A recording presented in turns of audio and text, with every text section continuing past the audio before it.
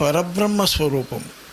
పరాశక్తిని మనము అమ్మవారుగా ఖాళీగా కొలవటం ఇక్కడ చెప్పారు. ఆమె ఏ రూపంగా మనలో ఉంటుందంటే హంస స్వరూపంగా ఉంటుందన్నాడు. హంస అంటే ప్రణవ తేజోమయముతో ఉన్నటువంటి జ్ఞాన స్వరూపం. నాద బిందు కళాత్మకమైనటువంటి ఈ శరీరములో నాద బిందు కళాతీతమైన నిష్కళాత్మకంగా ఉండే పరాశక్తి పరబ్రహ్మమే అయి ఉన్నదనే స్థితితో ఆ హంసని ఎవరైతే తెలుసుకుంటారో హకారము పరమాత్మ స్వరూపము, సకారము ప్రకృతి స్వరూపము, ఈ రెండిటి విషయములో ఉన్నటువంటి సొన్నే మానవుడు. హంస స్వరూపుడు మానవుడైతే అమ్మవారుగా అంటే పురుషుడిగా ప్రకృతిగా మారుతాం. మనలో ప్రకృతి మూల ప్రకృతి నుంచి వచ్చినటువంటి ప్రకృతిలో రెండు రకాలు, అపర ప్రకృతి, పర ప్రకృతి. ఈ అపర ప్రకృతి పర ప్రకృతి కన్నా ఇంకా అధో ప్రకృతి కొంత ఉన్నది. అది మనకి వాస్తవానికి అవతల పెట్టేస్తాం. ఈ 14 భూమండలాల్లో పైన ఉన్నటువంటి 7 లోకాలని భూలోకము, భువర్లోకము, సువర్లోకము అనేటువంటి మూడిటిని అపర ప్రకృతి అన్నారు. పైన ఉన్నటువంటి మహర్లోకము, జనలోకము, తపోలోకము, బ్రహ్మలోకము అనేవి పరప్రకృతి అన్నారు. ఈ రెండిటి కింద ఉన్నటువంటిది ఇంకా ఉన్నది ఒకటి, అధోలోకాలు ఉన్నవి. అవి 7 ఉన్నవి. అతల, వితల, సుతల, తలాతల, రసాతల, మహాతల, పాతాళ. అవి కిందకు సంబంధించినవి. ఇవన్నీ కలిసి మూల ప్రకృతి నుంచి వచ్చినవి. ఈ మూల ప్రకృతిలో ఉన్నటువంటి ఆత్మతత్వము యొక్క శక్తి స్వరూపము ఈ విధంగా మారినదని చెబుతున్నారు. కాబట్టి ఈ శక్తి స్వరూపమైన ఆత్మ మారిన దాన్ని మనం హంసగా మారాలి. అందుకని అమ్మవారిని కొలిసినా అసలు అమ్మవారు ఆడది కాదు, అయ్యవారు కాదు. వాస్తవానికి అమ్మ నాన్న అనేది మనం టెంపరీగా చెప్పుకునేదే. కానీ బ్రహ్మ గురుమాయ భవుడు అంకమాయ, మరి తర్వాత ఈ కళ్యాలు ఇవన్నీ తెలుసుకున్నటువంటి బ్రహ్మ విష్ణు మహేశ్వరుల పైన ఒకటి ఉన్నాడయ్యా. అది ఎవరయ్యా అంటే అది ఆడది మొగది కాదయ్యా అంటాడు వేమన. కాబట్టి మన ఆత్మ ఆడది కాదు, మొగది కాదు. ఇది మంచి కాదు, చెడు కాదు, ఏది కాదు. మన ఆత్మ అది ఉన్నది కాదు, లేనిది కాదు, కానీ ఉన్నది. ఇది గుణాలు ఉన్నది కాదు, గుణాలు లేనిది కాదు, కానీ ఉన్నది. అలాంటి ఆత్మకి సంబంధించిన పరాశక్తి, మన పరాశక్తిలో అనంత కోటి బ్రహ్మాండాలు ఉన్నవి. మన వెంకటేశ్వర స్వామిని చూసుకుంటే ఈ యొక్క మతాల యొక్క ప్రాముఖ్యత ప్రప్రథముల వెంకటేశ్వర స్వామి బాల అంబ. అక్కడ ఉన్నటువంటి దేవుని యొక్క శక్తి బాల అంబ. తర్వాత ఈ యొక్క శైవులు వీళ్ళు ప్రాబల్యం తీసుకొని కొన్నాళ్ళు షణ్ముఖ కుమారస్వామిలాగా కొలిశారు ఆ యొక్క విగ్రహాన్ని. తర్వాత వైష్ణవులు చెప్పుకొని దాన్ని ఈరోజు బాలాజీ అన్నారు. అంటే శక్తితో కూడినటువంటి అయ్యగారు అని. దానిని ఇంకొంత దూరం తీసిపోయి వెంకట అన్నారు. వెంకట అంటే జ్ఞానస్వరూపుడని. జ్ఞానస్వరూపుడైన ఈశ్వరుడు వెంకటేశ్వరుడు. అది ఎక్కడున్నాడు? మన శరీరములో చూసుకుంటేనే కానొస్తాడు, బయట కానొచ్చేవాడు కాదు. 7 కొండల పైన ఉన్నాడు వెంకటేశ్వరుడు. ఈ 7 కొండలు అంటే ఏంటి? మన శరీరంలో ఉన్న సహస్రారం దాకా ఉన్న చక్రాలు. ఈ చక్రాలు 7టిని 7 కొండలు అన్నారు. అక్కడ ఎవడై ఉన్నాడు? 7 కొండల స్వామి పద్మావతి సమేతుడై ఉన్నాడు. ఈశ్వరుడు ఏమై ఉన్నాడు? కైలాసములో పార్వతీ సమేతుడై ఉన్నాడు. బ్రహ్మలోకంలో సరస్వతి సమేతుడై ఉన్నాడు బ్రహ్మ. వీళ్ళందరినీ మూటగట్టుకొని పోతే వాస్తవానికి సమేతుడైన వారు ఎవడు? పరబ్రహ్మ పరాశక్తే సమేతులు. ఈ పరాశక్తి యొక్క స్థితిలో అనంతకోటి బ్రహ్మాండాలు ఉన్నవి. అనంతకోటి బ్రహ్మాండ నాయక అంటాం మన వెంకటేశ్వర స్వామిని. అంటే వెంకటేశ్వర స్వామి పరాశక్తి స్వరూపంగా బాల అంబగా ఉండి ఈశ్వరుడుగా మారినటువంటి అనంతకోటికి కూడా మూలాధారుడు అని. అట్లనే కాళీని కూడా మనము కాళీని 2 రకాలుగా చెప్పుకుంటాం. సామాన్యంగా మనకు అందే కాళీ మామూలు కాళీ, మహాకాళి ఉన్నది ఇంకొకటి. మనకు అందే లక్ష్మి సామాన్య లక్ష్మి, మహాలక్ష్మి ఒక ఉంది. మనకందే సరస్వతి సామాన్య సరస్వతి, మనకందే సరస్వతి కాక మహాసరస్వతి ఉన్నది. అది జ్ఞానపూర్వకానికి సంబంధించిన ఈ మహాన్ని కూడా. కాబట్టి ఈ బ్రహ్మాండములో ఒక్కొక్క బ్రహ్మాండం, అనంతకోటి బ్రహ్మాండాలలో ఒక్కొక్క బ్రహ్మాండములో ఎన్నో కోట్ల విశ్వాలు ఉన్నవి. మన పాలపొంత అనే దానిని మాటవరసకి గుర్తు కోసము మిల్కీ వే అంటారు ఇంగ్లీష్లో, మన పాలపొంతని. దానినే తెలుగులో ఇంకా కాశీ రామేశ్వర యొక్క మార్గం అంటాం, పైన నక్షత్రాలని. దానిని పాలపొంతని మనము విశ్వమని చెప్పుకుంటున్నాం. మనకు కానొచ్చే ఆ పాలపొంతలో వాస్తవానికి చూసుకుంటే సూర్యమండలాలు కోట్లున్నాయి. ఆ కోట్లున్న సూర్యమండలాల్లో మనం ఒక మండలములో, సూర్యమండలములో ఒక భూమి బుల్లి గ్రహం. కానీ బుల్లి గ్రహమే కానీ భూమి అద్భుతమైన బాంబు లాంటిది. ప్రపంచంలో ఎక్కడైనా పట్టినా మానవుడిగా వచ్చిన వాడు ఆ బాంబుగా తయారైతే తనకున్నటువంటి అజ్ఞానం అంతా పటాపంచలైపోతుందని చెబుతున్నారు మహాత్ములు. కాబట్టి భూమి బుల్లిదైనా విశ్వంలో ఉన్నటువంటి, మన విశ్వం అంటే పాలపంతలో ఉన్నటువంటి జీవరాశి, స్థూలము సూక్ష్మమైన జీవరాశులు అనంతంగా భూమి మీదకి పుట్టాలని చూస్తూ ఉంటాయంట. కాబట్టి ఇదంతా మనం ఎందుకు చెప్పుకుంటామంటే పరాశక్తి స్వరూపములో మనమంతా నడుస్తూ పరాశక్తి పరబ్రహ్మ అయింది కాబట్టి అమ్మవారిని మనం కొలవాలి. అమ్మ పరబ్రహ్మే.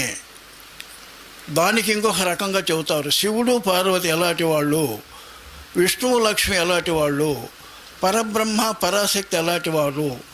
పరబ్రహ్మే ఒక శివుడే పార్వతిని లలిత లాగా విశ్వానికి ఆధారమైనటువంటి శక్తిగా కొలుస్తారు. వాస్తవానికి మహత్తులంతా అంతే చేశారు. ఎవరైనా కానీ కాళికాంబ లాంటి మహత్తరమైనటువంటి అనంతమైన శక్తిని జగద్గురులు సద్గురులు కూడా పరబ్రహ్మ స్వరూపంగా ఆ ఉపాసన చేయనది యోగము రాదని చెప్పేశారు. ఇప్పుడున్న నవీన యోగులు ఇంకా ప్రత్యేకించి చెప్పారు. అమ్మ నాన్నని ఇద్దరిని తెలుసుకున్న వాళ్ళే నిజమైన జ్ఞానులని చెబుతున్నారు. నాన్నను తెలుసుకొని నాన్న వల్ల అమ్మను కనుక్కోవచ్చు, అమ్మను తెలుసుకొని నాన్నను కనుక్కోవచ్చు, రెండు ఒకటే. కాబట్టి కాళికాంబ ఏమంటున్నాడు ఇక్కడ ఉన్నటువంటి పద్యంలో, కాళికాంబని శరణకోరు సొంటి సకల జగత్తుకు. అమ్మా, నీవు సృష్టికి అంతా మొదలదైన వాడివి, నువ్వు ఏ రూపంగా ఉన్నావు? మనకి బ్రహ్మలు 5 ఉన్నారు. వీళ్ళు విరాట్ సంబంధించిన వాళ్ళు 5 ముఖాల నుంచి పుట్టారు. మనుబ్రహ్మ, మయబ్రహ్మ, త్వష్ట బ్రహ్మ, శిల్పి బ్రహ్మ, చివరకు వస్తే ఓదైనటువంటి విశ్వజ్ఞ బ్రహ్మ అంటారు. 5 బ్రహ్మలు 5 ముఖాలకు సంబంధించిన వాళ్ళు. 5 బ్రహ్మలకు అమ్మవాళ్ళు ఎక్కడున్నారు? పరాశక్తి స్వరూపం ఏ విధంగా వచ్చింది సృష్టిని నడపడానికి? పరాశక్తి ఎట్లా ఉన్నది? వాయుతత్వంలో ఉన్నది. పరబ్రహ్మ ఎట్లా ఉన్నది? జ్యోతిర్తత్వంలో ఉన్నది. వాయుతత్వము జ్యోతిర్తత్వం యొక్క కలయికే మన శరీరంలో ఉన్న అంత ఆత్మశక్తి. ఈ మను అనేటువంటి బ్రహ్మకి పార్వతి శక్తి, మయుడు అనేటువంటి బ్రహ్మకి లక్ష్మి శక్తి, త్వష్టుడు అనేటువంటి బ్రహ్మకి సరస్వతి శక్తి, అదేవిధంగా శశిదేవ్ అనేటువంటి శక్తి ఇంద్రుడికి, అదేవిధంగా సూర్యుడికి స్వాహ అనే శక్తి. ఈ 5 శక్తుల వలన నడిచే శక్తే పరాశక్తి. కాబట్టి పరాశక్తిని మనం నిజంగా అమ్మవారులాగా లక్ష్మితోనైనా, సరస్వతితోనైనా, పార్వతీతోనైనా, శశితోనైనా, స్వాహాతోనైనా మనము కొలిసే స్థాయిలో వస్తే కేవలము వీళ్ళంతా ఆ స్వరూపమే. కాబట్టి మనం బ్రహ్మని విష్ణువునో, ఏక రాముడునో, శివుడునో కొలిస్తే వీళ్ళు విష్ణు స్వరూపంగానో శివస్వరూపంగా ఉన్నా కానీ పరబ్రహ్మ జ్ఞానము పొందటానికి మనకు అవకాశం ఉన్నట్లుగానే అమ్మని కాళికాంబలాగానో, చండీలాగానో, శాంకరిలాగానో, ఉమాగానో, ఈ విధంగా ఏ పేర్లు పెట్టినా రాజరాజేశ్వరి, కనకదుర్గ, అన్నపూర్ణేశ్వరి, ఈ విధంగా ఏ పేర్లు పెట్టి కొలిసినా అమ్మను కొలిసినట్టే. నాన్నను అమ్మను ఇద్దరిని కొలిసే విధానము తేడా ఏమీ లేదు.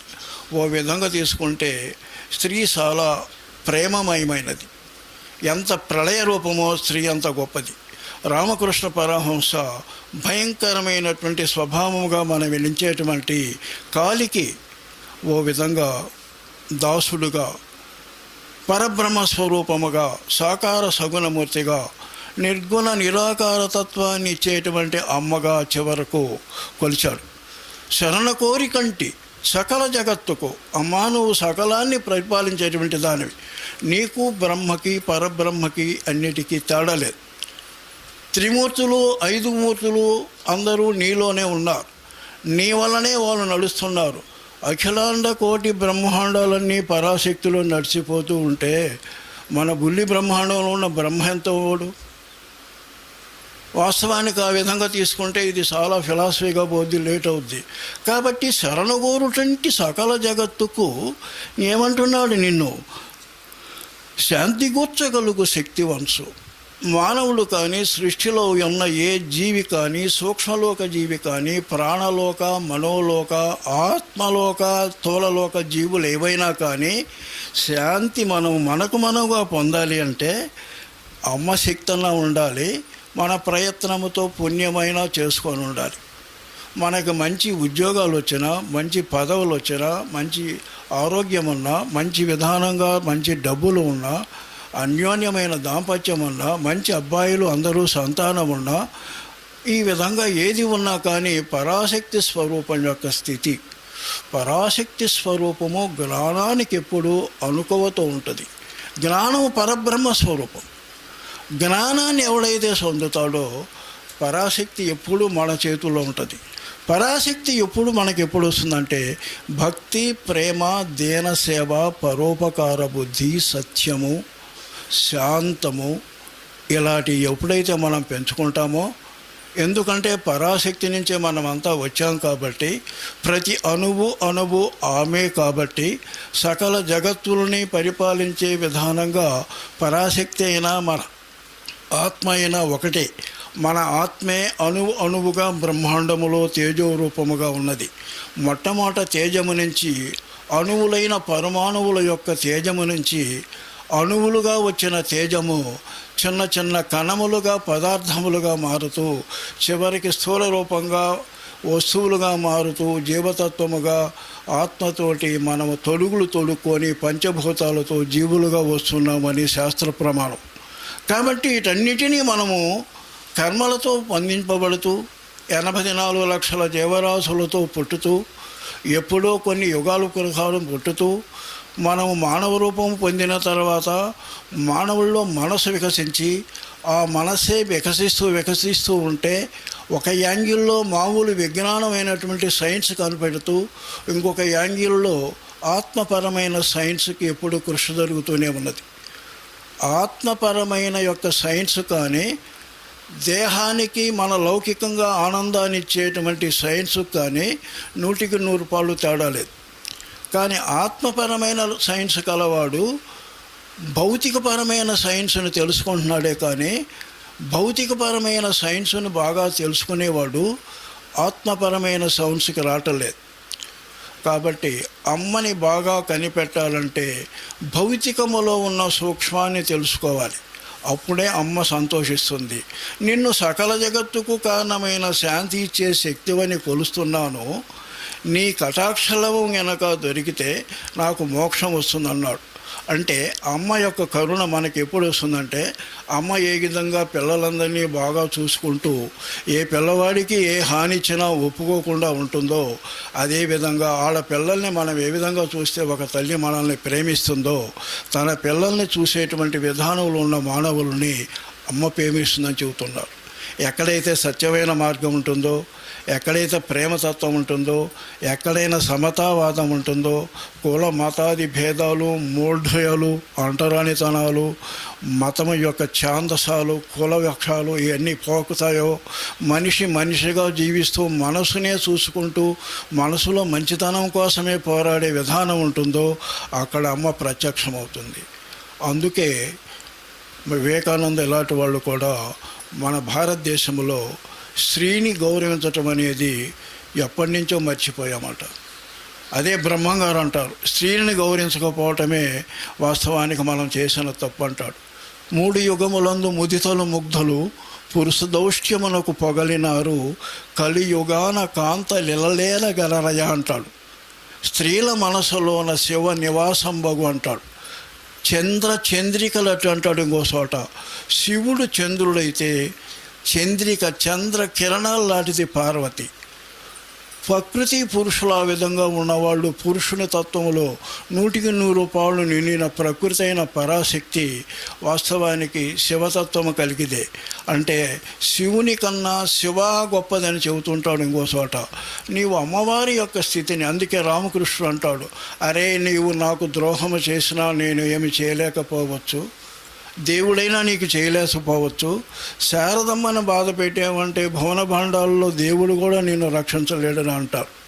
వాస్తవానికి పరాస్త్రీ యొక్క విధానములో అలాంటి స్థితి. అందుకే కుసుమహరణాథ్ అనే మహాత్ముడు బెంగాలులో పుట్టి ప్రేమతత్వాన్ని, ప్రకృతిలో ఉన్న స్త్రీతత్వాన్ని, అనంతమైన శీలతత్వాన్ని, ఈ విధంగా సమతావాదాన్ని గురించి అద్భుతమైనటువంటి బోధ చేసిపోయాడు. వాస్తవానికి కుసుమహరణాథ్ విషయం మనకు చాలా భాగం తెలియదు. ఎందుకంటే అది కేవలము ప్రేమతో మునిగి ఓ విధంగా మునకలెత్తి ఆనందమయం ఉండేటువంటి స్థితి.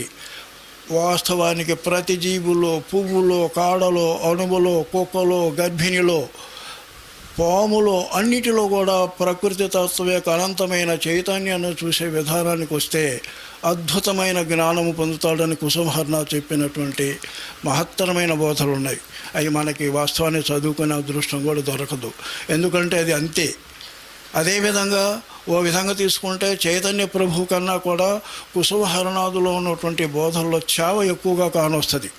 చైతన్యుడు మహాత్ముడు గొప్పవాడిగా చెప్పినా కుసుమహరణాథు చైతన్యుడు తర్వాత వచ్చాడు.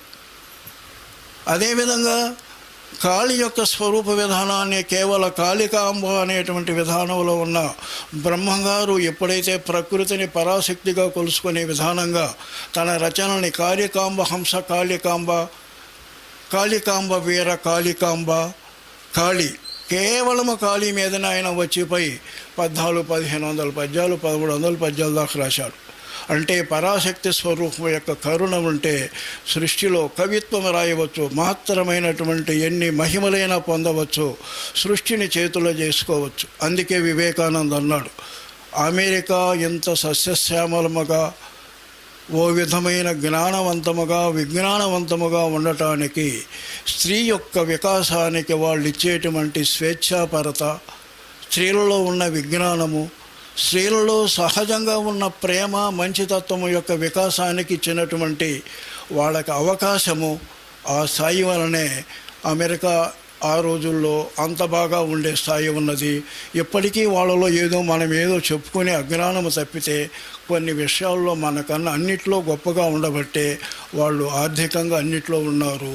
కానీ వాళ్ళకి సాంప్రదాయంగా వచ్చేటువంటి ఒక అజ్ఞానం ఒకటి ఉంది కాబట్టి ఆ స్థితి వలన ఆత్మవిద్య కోసముగా మునకలాడే స్థితికి వచ్చి రానట్టుగా ఉన్న ఈరోజు అమెరికాలో వచ్చిపోయి ప్రపంచం మొత్తం అన్ని దేశాల కన్నా అమెరికాలో ఉన్న విద్య, వాళ్ళకున్న కొంచెం విజ్ఞానపర విషయాన్ని ఇప్పటిదాకా అన్ని సైన్సులకి సెంట్రలైజ్ అయినటువంటి అమెరికాలోనే ఆత్మవిద్య పెంచాలని అందరూ గురువులు, అతి మానసులు కొన్ని వేల మందో 100 మందో అమెరికా నిండా ఉన్నారు ఈరోజు.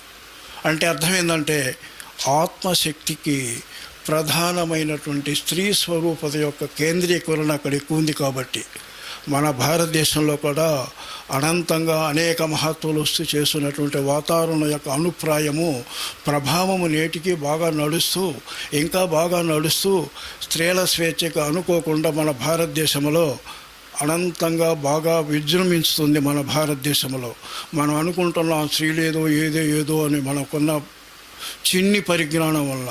కానీ ప్రత్యేకించి భారతదేశంలో స్త్రీల ఉన్నతి ఎంతైతే బాగా జరుగుతుందో ప్రపంచ కళ్యాణం అంత మంచిగా ఉంటుందని మహాత్ములు చెప్పారు. కాబట్టి చరణ కోరుకుంటే అమ్మ, నీవు సకల జగత్తుకి శాంతివి, నీవు అపర విద్యలను ఇస్తావు. వాస్తవానికి సృష్టిలో ఉన్న అపర విద్యలన్నీ ప్రకృతిగతం. ప్రకృతిని ఏదైతే అడుగుదో అది ఇస్తుంది. మనకి బుద్ధి పోయింది, నీతి పోయింది, అన్నీ పోయిన తర్వాత జబ్బులు వచ్చాయి. జబ్బులు ఇచ్చానంటే ఈ మానవుడు దేవుని నమ్మటల్లా తన తాను నమ్ముకుంటున్నాడు. కాబట్టి తనెవరు?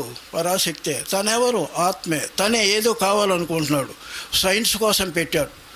ఈ టీబీస్, ఈ యొక్క క్యాన్సర్స్, ఇలాంటి బీపీస్, ఇలాంటన్నిటికీ తప్పుడు మార్గం వచ్చినటువంటి వ్యాధుల్ని పోగొట్టుకోవటానికి తనలో ఉన్న ఆత్మనే తానే ప్రయత్నం చేసి మందులు కనిపెడుతున్నాడు. వాస్తవానికి అది సత్యం కాదు. ఎందుకంటే గొంత దవ్వుకుంటుంది తాను, బూడ్చుకునేది తాను. గొంత తవ్వాల్సిన పని లేదు, బోడవాల్సిన పని లేదు. వీటన్నిటికీ ఆరోగ్యంగా ఉంటే ఎంత ఆనందంగా ఉందో, తప్పుడు ఆలోచనలు తప్పుడు లేకుండా ప్రపంచాన్ని నా వాళ్ళుగా నేనుగా అంతా చూసుకునే స్థాయి మనలో ఉంటే, స్వార్థము లోభము లేకుండా ఉంటే, దీనసేవ చేసే పరాయణత, అందరికి ఉపకారం చేసే పరాయణత, ఎవరిని దోసుకునే పరాయణత లేక కర్మయోగముతో మనం బాగా ఉంటే, భారతదేశంలో కర్మయోగము లోపించినందువలనే ఇతర దేశాల కన్నా ఆ రోజుల్లో మనము చాలా కృషించిపోయామనే మహత్వల వాక్కు. జపాన్ తీసుకున్నా, జర్మనీ తీసుకున్నా, అక్కడికి యునైటెడ్ కింగ్డమ్ తీసుకున్నా, అమెరికా రాష్ట్రాలు తీసుకున్నా, కెనడా తీసుకున్నా, ఇలాంటి రాష్ట్రాల్లో దేశాలలో అనంతమైన సౌభాగ్యము కర్మయోగులుగా ఉండబట్టి అని చెబుతుంది. దీనికి క్రియాశీలత అమ్మ నీ వలనే వస్తుందని చెబుతున్నారు. ఎక్కడైతే మంచివాడుగా ఆలోచిస్తూ ఉంటాడో మంచి భావాలు ఇస్తుంది అమ్మ. ఎక్కడైతే చెడు భావాలు, స్వార్థము, లోభము కావాలని అడుగుతుంటాడో వాడికి కలి ప్రభావం ప్రకారము సప్త వ్యసనాలు ఇస్తాడు.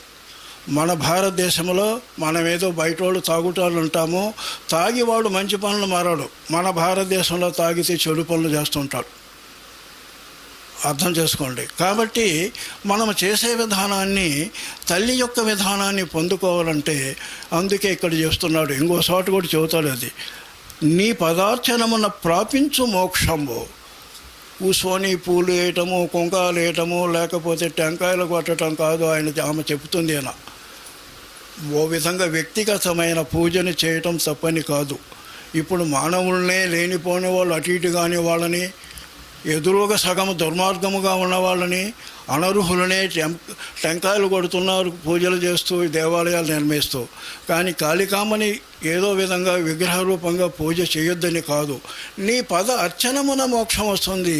పదాలంటే ఆమెని మోక్షము కోసముగా నిత్యము భక్తి, స్మరణ, ధ్యానము చేయటమే కాదు, మనము వాస్తవానికి మన శక్తిని, ధనాన్ని, కాలాన్ని, నేర్పుని, దేహాన్ని, మనసుని, ప్రాణాన్ని దైవగతమైన ప్రతి జీవికి మేలు చేసే స్థితిగా ఎప్పుడైతే ప్రేమ స్వరూపుడుగా మారతాడో, అనుష్ఠాన విధానంగా మారతాడో, నిజమైన కర్మయోగిగా మారతాడో, గీత చెప్పినట్టు త్యాగమూర్తిగా మారతాడో, తను కృషితో దేవుని నమ్మి చేసిన ప్రతి కర్మ ఫలాన్ని ప్రజల కోసము వినియోగిస్తాడో, అదే అమ్మవారి సేవ.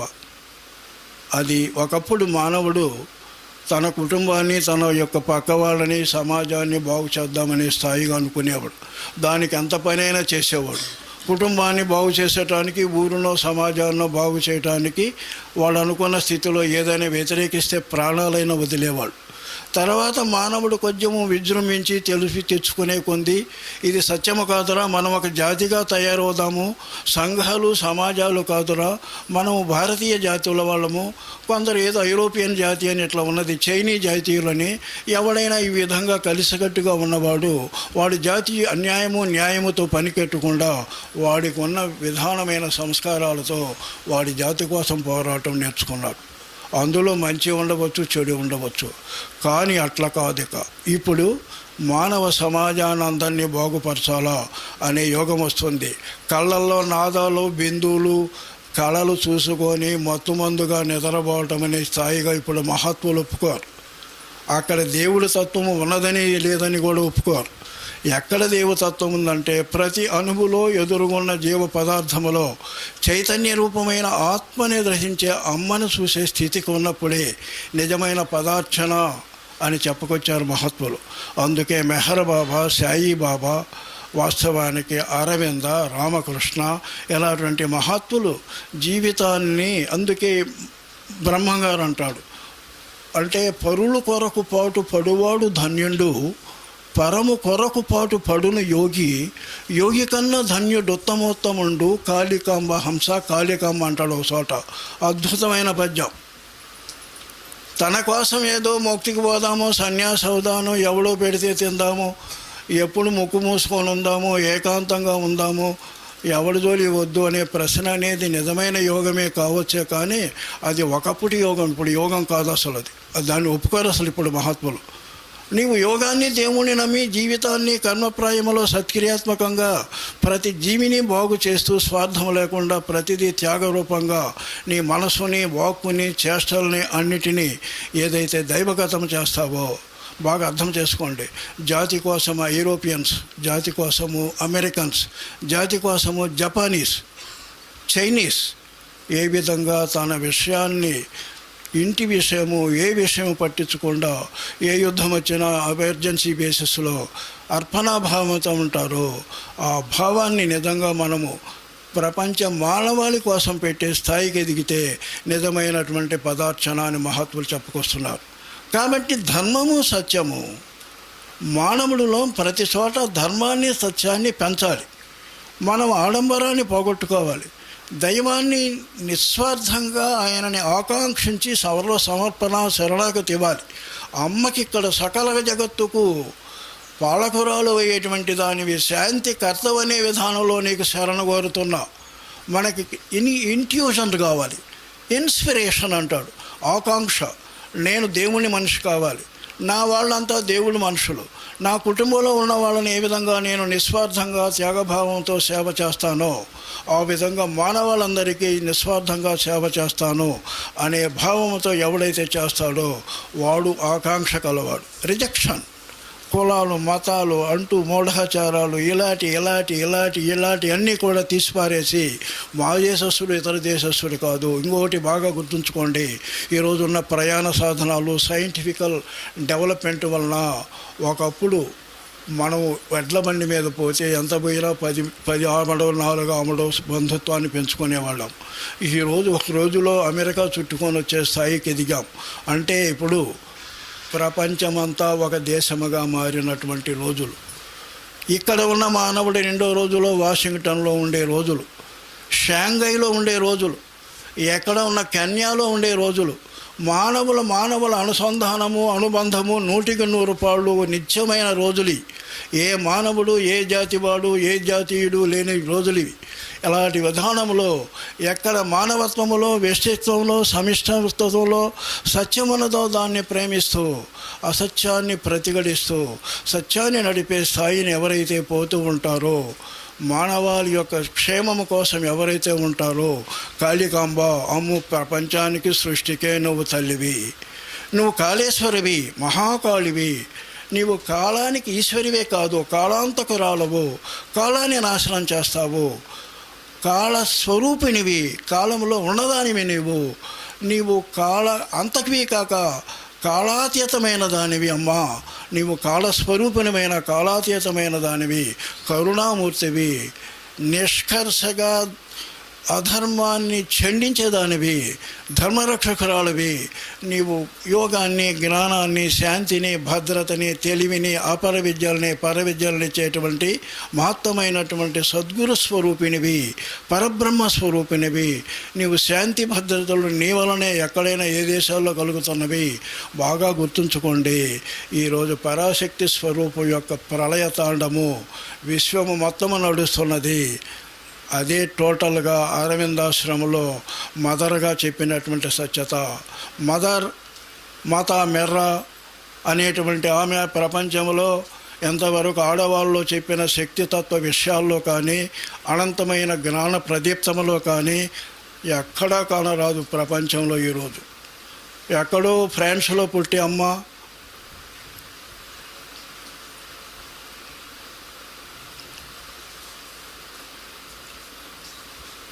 పాండిచేరి ఆ రవీంద్రాశ్రానికి వచ్చి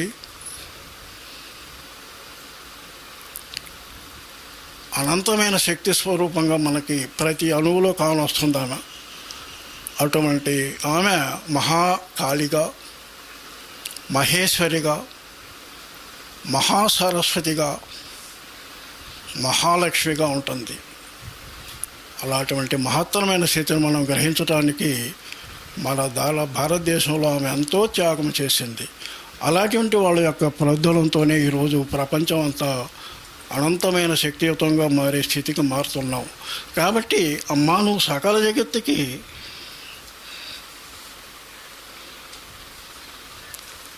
గొప్పదానివి కాబట్టి శరణు వేడుకుంటున్నామమ్మా.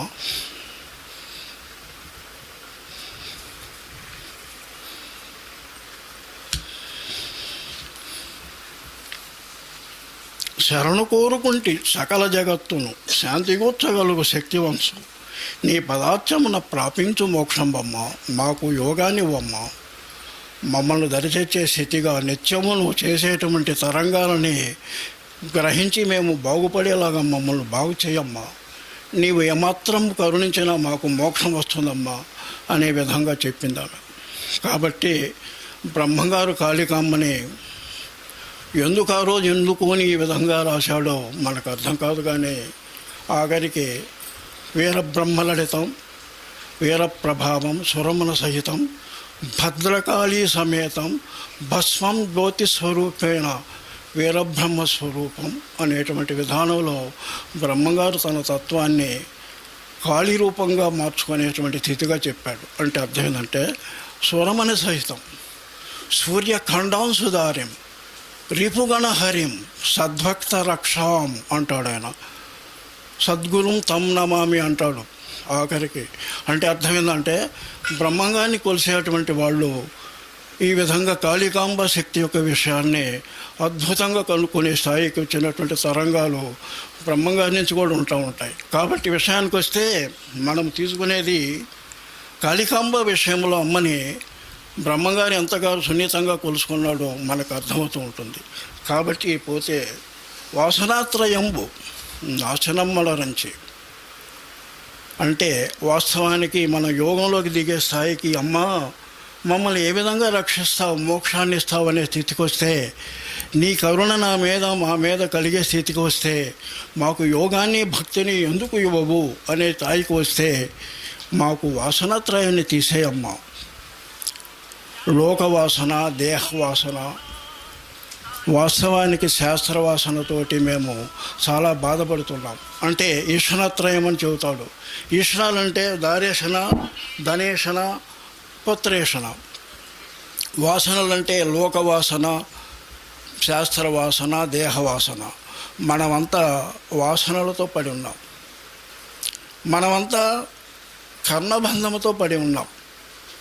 వాస్తవానికి మనము తాపత్రయంతో బాధపడుతున్నాం.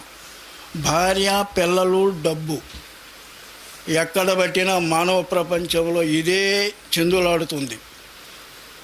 శాస్త్రజ్ఞానము, లోకజ్ఞానము, వాస్తవానికి మనకు దేహానికి సంబంధించిన విషయాలు అన్నీ కూడా లోకవాసన, శాస్త్రవాసన, దేహవాసన. ఈ దేహానికి అన్ని వాసనలే ఉన్నాయి. మంచిగా ఏది కావాలనేటువంటి స్థితి పోయి చెడు వాసనలు ఎక్కువ ఉన్నాయి. త్రాగుతున్నాడు, చెడు పనులు చేస్తున్నాడు, అన్నీ ఉన్నాయి మనలో. వాస్తవానికి వాసనలో మంచి వాసనలు ఉన్నాయి. మంచి కలోపాసన చేయవచ్చు, మంచి పాటలు వినవచ్చు, మంచిగా ఏదైనా చేయవచ్చు. అది కూడా బంధమే. ఎందుకంటే శరీరతత్వాన్ని మనం ప్రేమిస్తున్నాం కాబట్టి. అందుకని వాసనలు, ఈషణలు, తాపాలు. మనకి తాపాలు ఉన్నాయి 3. ఏమిటవన్నీ? మానవుడు మానవుడికి, జంతువులకి మానవుడికి, ప్రకృతిలో ఉన్న ప్రకృతి అవసరాల్లో ఉన్న పరిసరాలకి మనకి ఎప్పుడూ బాధే ఉంది. ప్రకృతిలో బయటికి పోతే తేళ్ళు ఉంటాయి, ప్రకృతిలో బయటికి పోతే చలి ఉంటుంది, ప్రకృతిలో ఎక్కడికైనా పోతే వాగులు వస్తాయి.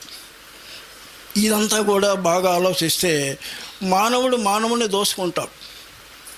ఇంకా పోతే ప్రకృతిలో పోతే మన కళ్ళు, చేతులు, చెవులు అన్నీ కూడా చెడుని మనకు బంధం కడుతున్నాయి. ఎక్కడమైనా చెడు చూపులు కావాలంటుంది. మంచి చూపులు కావాలన్నా వాస్తవానికి దానివల్ల కూడా చెడైపోతున్నాం. వాస్తవానికి మనం అన్నీ కూడా ఆధ్యాత్మికత అన్నాడు దాన్ని. కళ్ళతోటి, చెవులతోటి, ముక్కుతోటి, నోటి రుచితోటి, చర్మముతోటి మనం పొందేటువంటి బాధలు అంతా ఇంత కాదు. అది లేకుండా బతకొచ్చా అంటావు.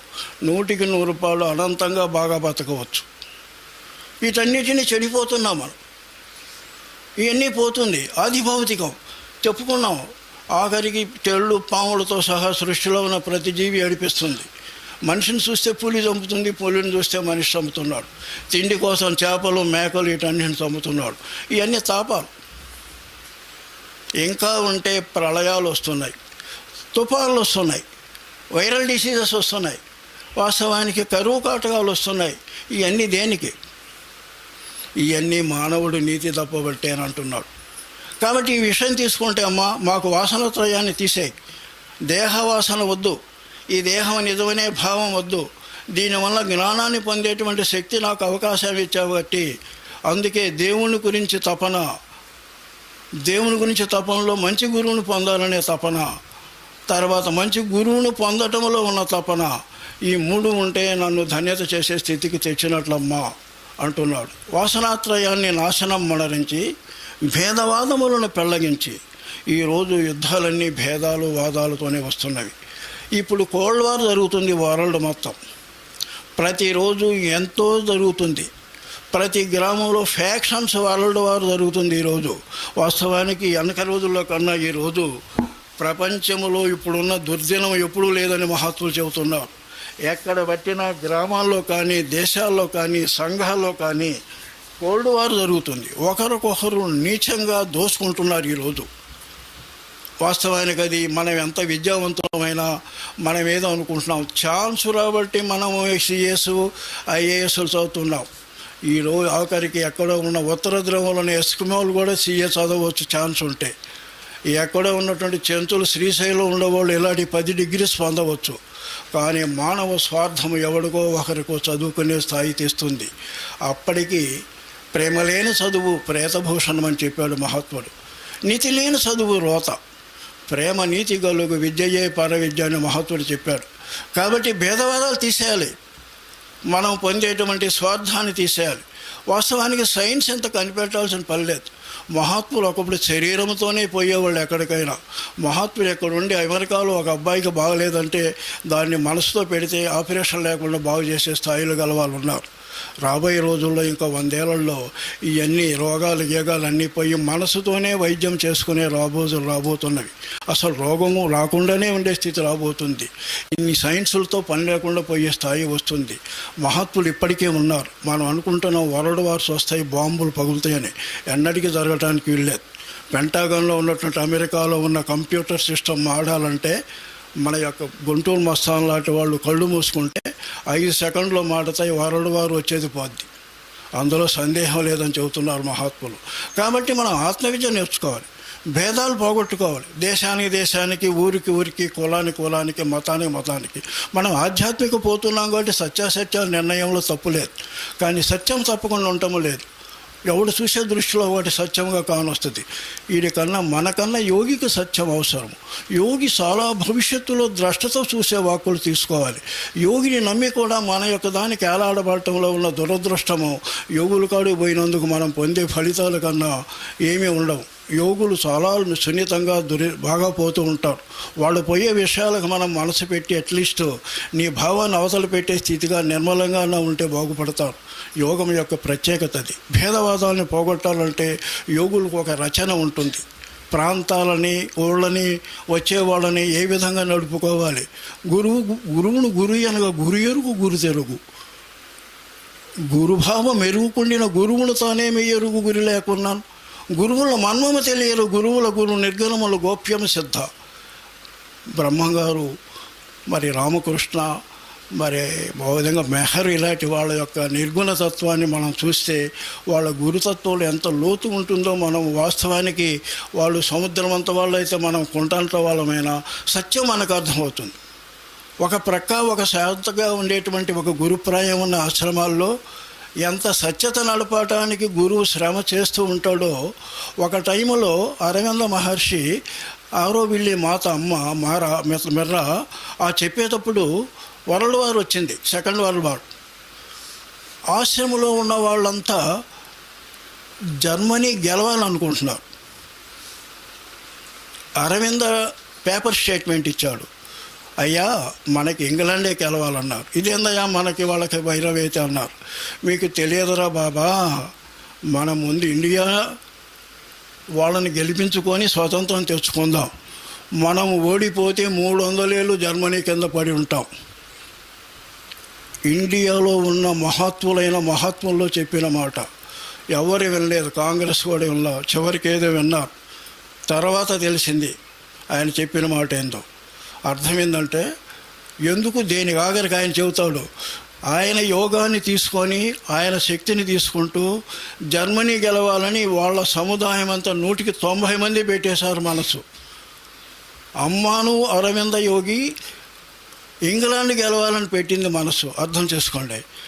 వాళ్ళకి చెప్పేశాడు, మీరు మాకున్న శక్తిని తీసుకొని మాకే ఎదురు తిరిగి వస్తున్నారయ్యా సాధకులారా, పొరపాటు చేస్తున్నారు. మీరు చేయాల్సింది ఏంటంటే ఇంగ్లాండ్ గెలవాలని మనసు పెట్టమన్నాడు. తర్వాత వీళ్ళు పెట్టారు, వేరే విషయం. అంటే ఒక గురువు కాడ తీసుకున్న శక్తిని వ్యతిరేకిస్తే 200 నష్టం. నీ ఆత్మఘాతం పోతుంది, నీ పది పోతుంది. ఇష్టం లేకపోతే తటస్థంగా ఉండటం నేర్చుకోండి. అంటే నువ్వు అంత గురువు అంటారు. గురుతత్వము 100,000 కోట్ల వాళ్ళు ఉండాల్సిన పిల్ల 10 పైసలు పోతున్నా దానికి ద్రోహం చేస్తే నష్టం. ఇక్కడ నేను ఒకరి గురించి అంటల్లా. కాబట్టి గురువు చాలా 90 పాళ్ళు మనకన్నా ముందుగా పోతూ ఉంటాడు. అందులో సత్యం ఉందని నమ్మండి అంతే. నమ్మకపోతే దూరంగా ఉండడం తప్పు, కానీ మనకు అవసరం లేదు. మనకు కావాల్సింది గురువు వల్ల బాంబులు పడవు, ప్రమాదం పడదు, మత కుల విశేషాలన్నీ కూడా చెడు కావు, ఏవి కావు. మన మనసు ఏదో ఎప్పటికైనా ఆయన చెప్పింది 10 రోజులకో 20 ఏళ్ళకో ధరిస్తూనే ఉంటుంది. నేను చెప్పిన 20 ఏళ్ల క్రితం చెప్పిన ఇప్పటికి రైట్ అవుతున్నాయి. నేను గొప్పని కాదు, నేను 5 పైసల గురువునే. అది కూడా గురువునే నేను ఎప్పుడు చెప్పుకోవాలా. నేను ఒక సహాయం చేసేటువంటి తెలిసిన వాడిని చెప్పుకుంటున్నా. విషయం ఎందుకు వస్తున్నానంటే, భేదవాదాలు పోగొట్టాలంటే ప్రాంతీయంగా ఉండే మంచి వాళ్ళ యొక్క మాటలు వింటే ఎప్పుడూ చెడిపోయే ఇవన్నీ కూడా పనికిరాని రాజకీయాలు. అర్థం చేసుకోండి. కానీ వీళ్ళు బయటకు వస్తున్నారు మహాత్ములు. ఎక్కడ చండి పారేస్తారు వర్షం మారితే. నడుస్తుంది, అది ప్రపంచం మొత్తం నడుస్తుంది.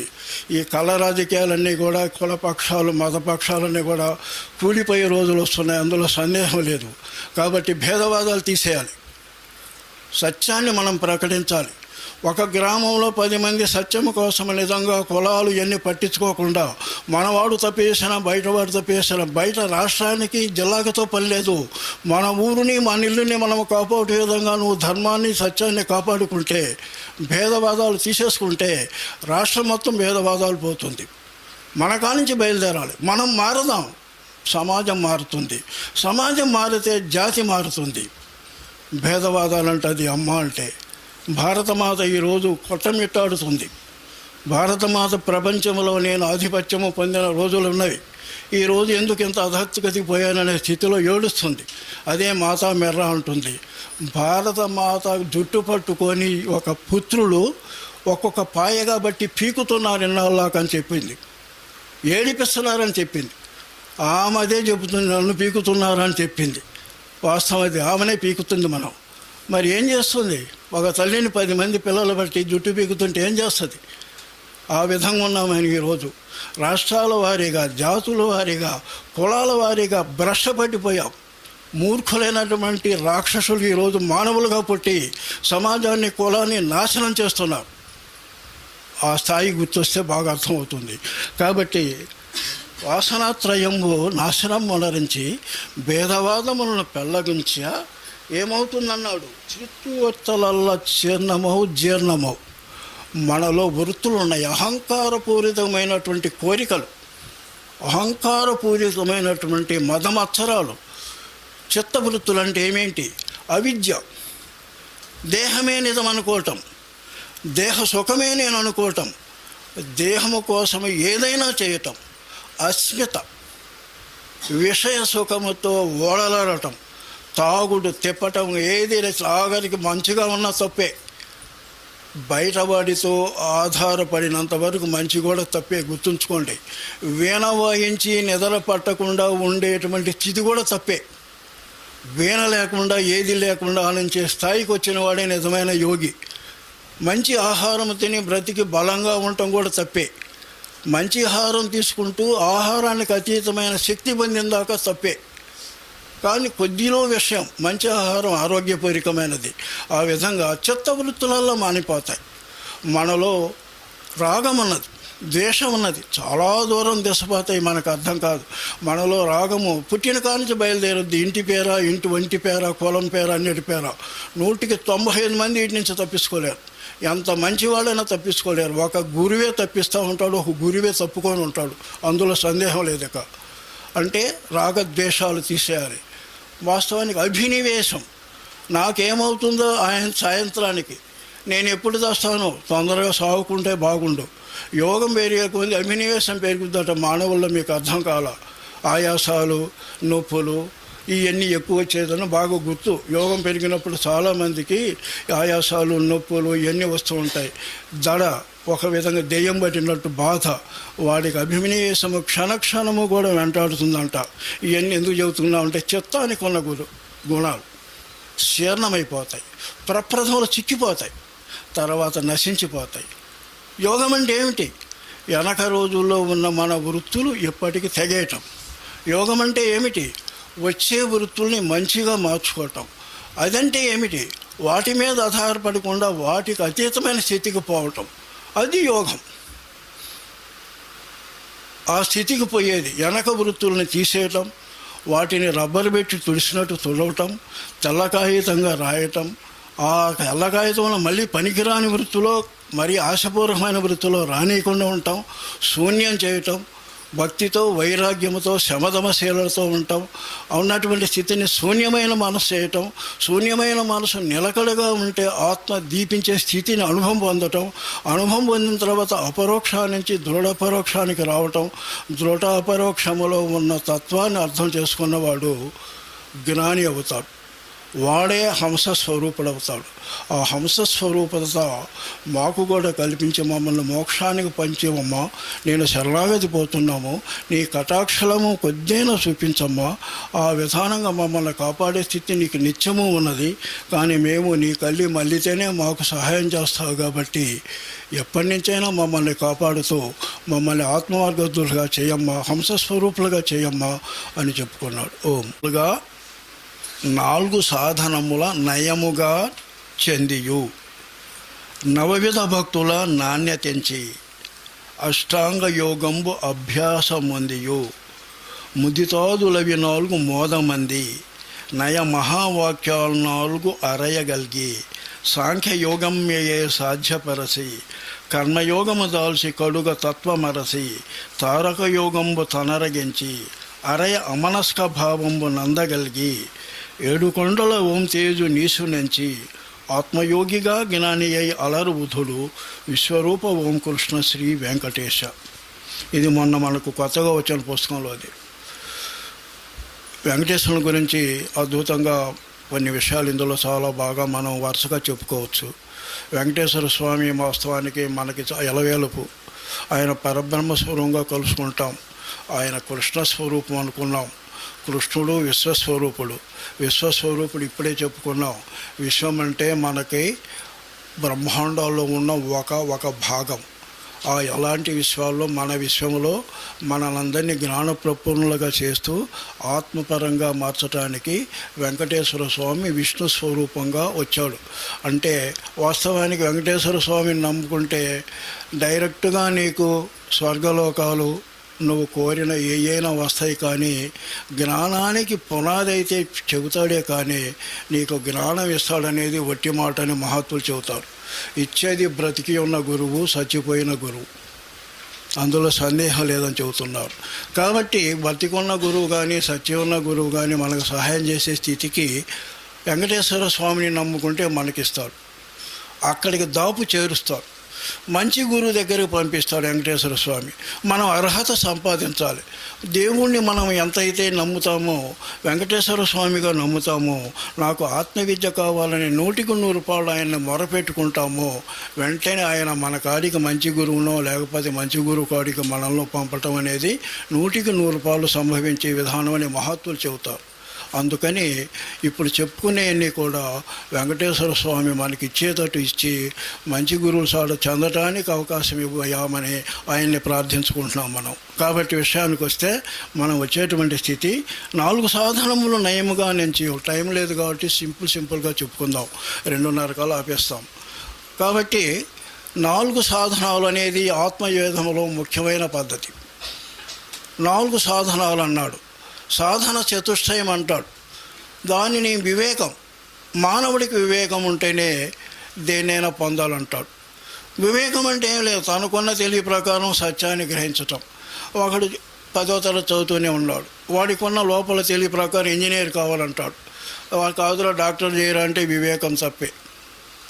అంటే ఒకడు అన్యాయంగా నేను రాజకీయంలో నడుస్తూ ఉంటాడు, వాడు దాన్ని ఎన్నుకున్నాడే కానీ అవివేకి వాడు. వాస్తవానికి వాడికి ఉన్న శక్తి లేకపోయినా కూడా రాజకీయానికి పోవాలనుకుంటాడు. నేను ఒక అబ్బాయి వచ్చాడు, వాడు ఎంత ఉంటుంది, 12 ఏళ్ళు ఉంటాయి. నాకెందుకు లోపల ఎప్పుడు రాజకీయంలో పోతానని అనిపిస్తుందండి, మరి నేను పోతానని అడిగాడు. అరే ముందుగా హాయిగా నువ్వు చదువుకోరా, అది కాక ఇప్పుడున్న రాజకీయంలో దూరితే అంత అయిపోతావురా, నువ్వు చదువుకున్న తర్వాత మంచి చేయటం నేర్చుకోరా, దేవుడు నీకు మంచి కాడికి తీసుకుపోతాడు, ఈ రాజకీయాలు వద్దురా అని అన్నాను. వాడికి అర్థం కాలేదు కానీ చివరికి ఒప్పుకున్నాడు. అంటే 4 సాధనాలు చేయించాలి. వివేకం పొందాలి, వైరాగ్యం పొందాలి. ఈ ప్రపంచం ఎక్కడ చూసినా ఏం లేదు. అబ్బాయిల్ని తమ్ముల్ని అందరినీ చదివించరా, ఈరోజు తిండి పెట్టేవాడు ఒకళ్ళు లేడు. అసలు ఆఖరికి నన్ను నేను నమ్ముకుంటే నా శరీరమే నాకు ఏమీ సహకరించటల్లా, నేనేం చేయకపోయినా నాకు జబ్బులు వచ్చి చంపేస్తున్నది. ఎట్లా అనుకుంటే ఈ శరీరం లేదు, అబ్బాయి లేరు, అమ్మాయి లేరు, తల్లులు లేరు, తండ్రులు లేరు, ఒక సత్యం తప్పితే ఏమి లేదు. మనం అబద్ధవాడం కాబట్టి ఇంక మాట్లాడడానికి వీల్లేదు. ప్రపంచంలో సత్య మార్గంలో పోయేవాడు సచ్చినా వాడు తెలిసి సత్యాన్ని మారోడు, ప్రాణాలను వదులుతాడు కానీ గుర్తుంచుకోండి. కాబట్టి మనము వైరాగ్యంతో ఉండాలి, వివేకంతో ఉండాలి, మనస్సు యొక్క నిగ్రహంతో ఉండాలి. మంచి విషయాలు తెలుసుకొని మంచి విషయాలు తెలుసుకుంటూ ధ్యానానికి పోయే మనసును పెట్టుకోవాలి. జ్ఞానేంద్రియాలు ఉన్నాయి, కళ్ళు, చెవులు, ఇలాంటివన్నీ కూడా పనికిరాని వాటికి అలవాటు చేయకుండా మంచి వాటికి అలవాటు చేయాలి. ఇంద్రియ జయత్వం అంటే ఇంద్రియాలు మనకి ఇష్టం వచ్చినట్టు పోకుండా మనం చెప్పినట్టుగా వినే స్థితికి రావాలి. మరి శీతోష్ణాలని మంచి చెడుల్ని ఓర్చుకోవాలి. జబ్బు వచ్చినా లేకపోతే ఆరోగ్యంగా ఉన్నా కూడా రెండు ఒకటి అన్నట్టుగా ఉండాలి. వాస్తవానికి ఎప్పుడు దైవపాదం అనేది ఉన్నదంటే పారవశ్యంతో ఉండాలి. దేవుడు చెప్పిన వాక్యాలు శాస్త్రబద్ధమైనవి, గురు మాటలు, నా ఆత్మలో ఉండేటువంటి మంచితనం అన్నీ కూడా నిజమైన నమ్మాలి. వాటన్నిటి నిజమని నమ్మిన వాటికి నిజమని సమాధానం వస్తుంది. అబద్ధం ఆడుగాని గురువుగారు చెప్పే మాట ఒకడు నిజంగా తీసుకుంటే, అబద్ధం ఆడకుండా ఉంటే అందులో లాభాలు నష్టాలు అయ్యో ఒక సాయానికి ఖచ్చితంగా తెలుస్తాయి. అదే సమాధానం అంటే. అబ్బాయి ఒక 40 రోజులు ధ్యానం చేయరా, మౌనంగా ఉండరని చెబుతాడు గురువుగారు. అది ధ్యానం చేస్తూ మౌనంగా ఉన్నాడు. వాడికి మనసు ప్రశాంతి వచ్చింది. 40 రోజుల తర్వాత సమాధానం వచ్చింది. దొంగతనం చేయడం తప్పురా, నీకు నిజమైన మనసు ఉండదురా, నీ మనసు అంతా కూడా చెడిపోతుందిరా, మగ్నతనం మానరా అంటే 2 ఏళ్ల తర్వాత వాడు మానితే ఏ విధంగా ఉందో సమాధానం వస్తుంది. అట్లా మంచి వాళ్ళతో కూర్చొని మాట్లాడుతూ ఉండరా, చెడవాళ్ళ కానించి పోగోకరా వాళ్ళ దగ్గరికి అని చెబితే వాటిని ఆచరిస్తే ఇలా లాభాలు తెలిసిపోతాయి. కాబట్టి వైరాగ్యము, వివేకము, శమ, దమ, తితిక్ష, ఉపరతి, శ్రద్ధ ఇవన్నీ ఉన్నవాడికి సమాధానం వస్తుంది. ఎప్పుడైతే సమాధానం వస్తుందో ఈ ప్రపంచం అనేటువంటిది నిజము కాదు, ఆత్మ అనేది ఏదో లోపలది నిజము. అది ఎప్పుడు ఆనందాన్ని కోరుతుంది కానీ దేహము, ప్రాణము, మనసు ఆనందాన్ని ఇవ్వటం లేదు. అది ఉన్నదన్నట్టుగా ఉంచితే ఉన్నదంతా ఉంటుందిరా అని మహాత్ములు చెబుతున్నారు. నిజమే అయి ఉంటుంది. కాబట్టి ఉన్నదన్నట్టుగా పొందాలంటే ముముక్షత్వము అన్నాడు. దేవునిగా మారదామనేటువంటి మనసు రావటమే, ప్రపంచ విషయాలన్నిటినీ దూరంగా ఉంటూ ఏదో అంటకుండా బాధ్యతలు చేయటమే ముముక్షత్వం. సంసారమందు నిలిచి సంసారము మిథ్య చేసి సర్వము తానై సంసారమందు నిలిచిన సంసారే రాజయోగి సత్యము సిద్ధ అంటాడు. సంసార బాధ్యతలుండితే సంసారిగా ఉండు, సంసార బాధ్యతలు లేకుంటే సంసారాన్ని వదిలిపెట్టు, హంసోహం యోగిగా ఆత్మని తెలుసుకో, లేకుంటే సంసారిగా ఉంటూనే హంసోపయోగం నేర్చుకోవచ్చు. ఇది మహాత్ములు చెప్పిన మాట. ఎక్కడైతే ముముక్షత్వం ఉంటుందో, ఎక్కడైతే ఈ ప్రపంచాన్ని నుంచి బయటకు పోదామో, దైవంలో కలుద్దామని మానసిక విధానంగా మనలో కలుగుతుందో అది అదృష్టం. దాన్ని మనం పట్టుకోమన్నాడు మహాత్ములు. అస్థిభాతి ప్రియము నవవిధ భక్తులను నాణ్యతించి మనలో భక్తితత్వము అనంతంగా ఉంది చాలా వరకు. కానీ తమో భక్తి, రజోభక్తి, సత్వభక్తి అనేవి ఉన్నాయి. మనకి సత్వభక్తి పెరిగే కొద్దీ మనం ఓ విధంగా మూఢంగా ఏదో కోరికల కోసమో వాటి కోసమో వీటి కోసమో కాకుండా దేవుని కోసము, దేవుని తృప్తి కోసము, మన ఆత్మలో ప్రశాంతి కోసము, ప్రజల ప్రశాంతి కోసము, జ్ఞానము కోసం పడతాం. మొట్టమొదట భక్తి 9 విధాలు 11 విధానాలు చెబుతారు. ఎక్కడైనా కానీ మానవుడు శ్రవణము చేయటం భక్తి. మనలో చాలామంది వెనక రోజుల్లో శ్రవణం ఎందుకు చేశారు అనే ప్రశ్న వస్తే, ఆ రోజుల్లో పుస్తకాలు కూడా ఎక్కువ ఉండేవి కాదు. ఒక గురువు చెబితే వినేవాళ్ళు, అంతేకాదు అప్పుడు అసలు మామూలుగా ఊరికి ఒకరిద్దరే విద్యావంతులు ఉండేవాళ్ళు. కాబట్టి విద్యావంతులు ఏదైనా చెబితే వినాలి. అంటే అర్థం ఏంటంటే, పుస్తకాలు లేని రోజుల్లో చెప్పే గురువు మాటలు వినాలి, పుస్తకాలు చదవటానికి వీలైనటువంటి మానవులు ఎవరైనా చెబితే వినాలి. అందుకే శ్రవణ భక్తి ప్రథమలో పెట్టారు. తర్వాత శ్రవణ భక్తి కోటి రెట్ల కన్నా కర్మకాండ కన్నా కూడా గొప్పవి అన్నమాట. ఇవన్నీ కర్మకాండ కన్నా శ్రవణ భక్తి గొప్పది. దానికన్నా వాస్తవాన్ని తీసుకుంటే సంకీర్తన చేస్తే గొప్పది. సంకీర్తన కన్నా జపము చేస్తే గొప్పదన్నాడు. జపము కన్నా ధ్యానము గొప్పదన్నాడు. ధ్యానము కన్నా సమాధి కన్నా జ్ఞాన లోలత సహజానందం గొప్పదన్నాడు. కాబట్టి శ్రవణ భక్తి కన్నా సంకీర్తన కూడా గొప్పదేనా? ఈ సంకీర్తన భక్తి మనం తీసుకోవచ్చు. స్మరణం, వందనం, పాదార్చనం. వాస్తవానికి వందనము, పాదార్చనము, సఖ్యము, దాస్యము ఇవన్నీ కూడా అర్చన భక్తులు, ఆత్మ నివేదనము, ఈ సఖ్యము, ఈ విధంగా అన్నీ తీసుకుంటే మానవునికి వాత్సల్య భక్తి కూడా ఉంది. యశోద చేసింది, మధుర భక్తి చేసింది, ఎవరు సత్యభామ చేసింది. ఈ విధంగా 9-11 రూపాయల భక్తుల్లో ఏదో ఒకటో రెండో కొన్నో మనం అలవడించుకునేటువంటి స్థాయికి వస్తే మనసు నిర్మలపడుతుంది. ఇంకా దూరం పోతే ఆత్మానుభూతికి తీసుకుపోతుంది. అష్టాంగ యోగము అభ్యాసం అందియో. వాస్తవానికి అష్టాంగ యోగము రాజయోగం అంటారు ఒక రీతిలో. అందులో యమము, నియమము, ఆసనము, ప్రాణాయామము, ప్రత్యాహారము, ధారణ, ధ్యాన, సమాధి అనే పద్ధతులు ఉన్నాయి. ధారణ, ధ్యానము, సమాధి అనేవి మనసుతో చేస్తున్నాం. అదేవిధంగా మనసు శరీరంతో చేసేవి ఉన్నాయి. యమము, మనం ఎప్పుడూ అహింసతో ఉండాలి. అహింసా మార్గము తనని బయట వాళ్ళని హింసించకూడదు, పీడించకూడదు, చంపకూడదు. ఎవడైతే వాక్కాయ కర్మలతో అహింస చేస్తాడో వాడు యమాన్ని ఆచరిస్తున్నట్టు. ఎవడైతే రుజువర్తనగా సత్యము నీతితో ఉంటాడో వాడు యమాన్ని ఆచరిస్తున్నట్టు. ఎవడైతే భార్యాభర్తల అనుబంధం లేకుండా, కామ విధానం లేకుండా మనసులో నిర్మల భావంతో ఉంటాడో వాడు బ్రహ్మచర్యాన్ని చేస్తున్నట్టు. ఎవడైతే దొంగతనం ఎప్పుడు చేయకుండా ఉంటాడో వాడు యమాన్ని చేస్తున్నట్టు. ఎవడైతే ఇతరుల వస్తువులు అనవసరంగా ఉచితంగా తీసుకోకుండా ఉంటాడో వాడు ఓ విధంగా మంచి భక్తి పట్టినట్టు. ఎప్పుడూ ఏ విషయంలోనైనా ఆనందాన్ని వదలకుండా ఉంటాడో వాడు గొప్పవాడు. వాడు పరిసరాలని, వస్తువులని, దేహాన్ని, మనసుని, వాక్కులని శుభ్రంగా ఉంచుకుంటాడో వాడు దైవానికి సంబంధించిన వాడు.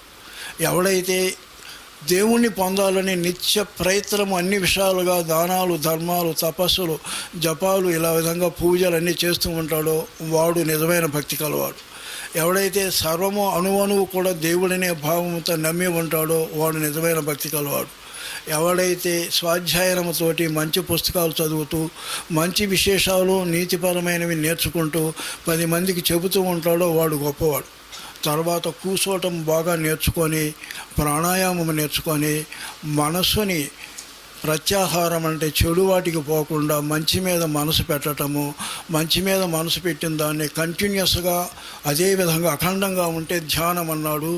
ధ్యానము సమాధినిస్తుంది, సమాధి జ్ఞానాన్ని ఇస్తుంది. కాబట్టి అష్టాంగ యోగాన్ని పొందము అన్నాడు. ఇది అసలు విషయం. తర్వాత ఏమన్నాడు? ముదితాదులవి 4 మంది. ముదిత అనేటువంటివి జ్ఞానికి ముఖ్యమైనటువంటి స్థితులు 4 ఉన్నాయి. తనకన్నా గొప్పవాళ్ళను చూసి తన హృదయంలో ఆయనకి 10 పైసలైనా గొప్పతనము నాకన్నా ఉన్నదని తెలిసి వాళ్ళని ఆనందముతో, పూజ్యభావముతో, గౌరవముతో పెట్టే స్థితి ఈరోజు అనేక శాఖలలో ట్రైనింగ్ పొందే వాళ్ళలో 95 మందికి లేదు. అర్థం కాలా? మనకన్నా 10 పైసలు ఎక్కువ వాడనే వాడికి ఎంతగా మనం మంచి ఇవ్వాలనే స్థితి అసలు ఈరోజు ట్రైనింగ్ ఇచ్చే వాళ్ళకనే కానరాదు. నేను అనేది వాళ్ళని విమర్శించడం కాదు. 10 పైసలైన హృదయంలో మనకిచ్చినప్పుడు వినయ విధేయతలతోటి నాకు తెలిసింది చాలా సూక్ష్మము, సర్వము తెలిసినా నేను ఇంకా తెలియని వాడులే అనే విధానం లేనివాడు యోగాన్ని పొందలేడు. అందులో సందేహమే లేదు. ముదిత అంటాడు దాన్ని. తర్వాత కరుణ.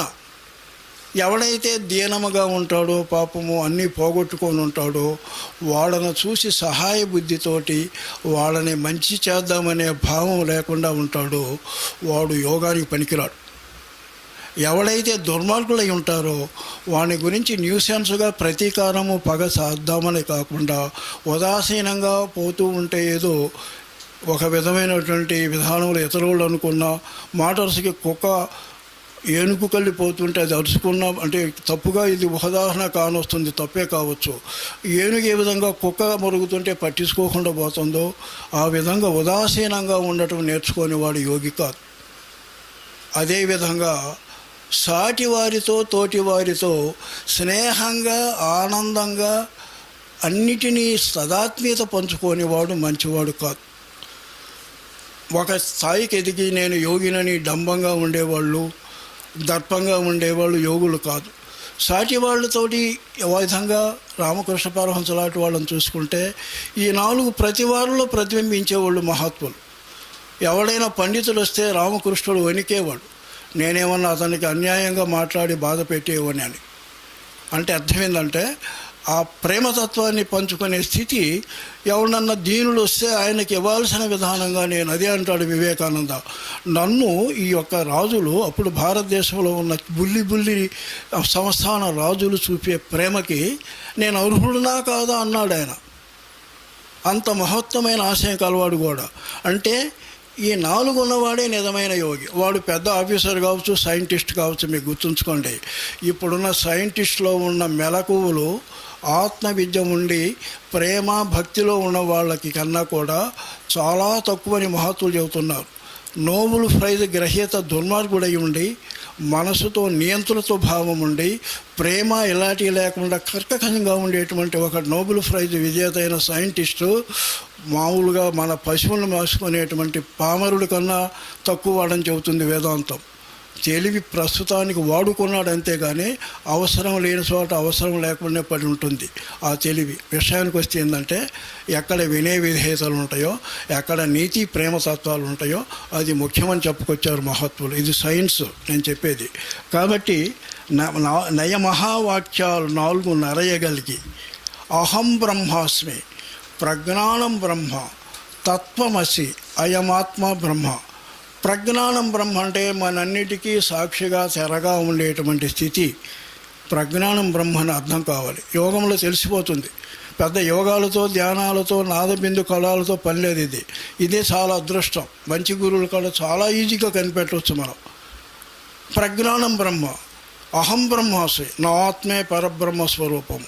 నిర్మలంగా ధ్యానము తత్వచింతన చేసేవాడు, పుణ్యము చేసినవాడు 5 సెకండ్లో కనిపెట్టవచ్చు ఈ విద్యని. తత్వమసి, ఆ పరబ్రహ్మము ఆత్మమైన నీవే.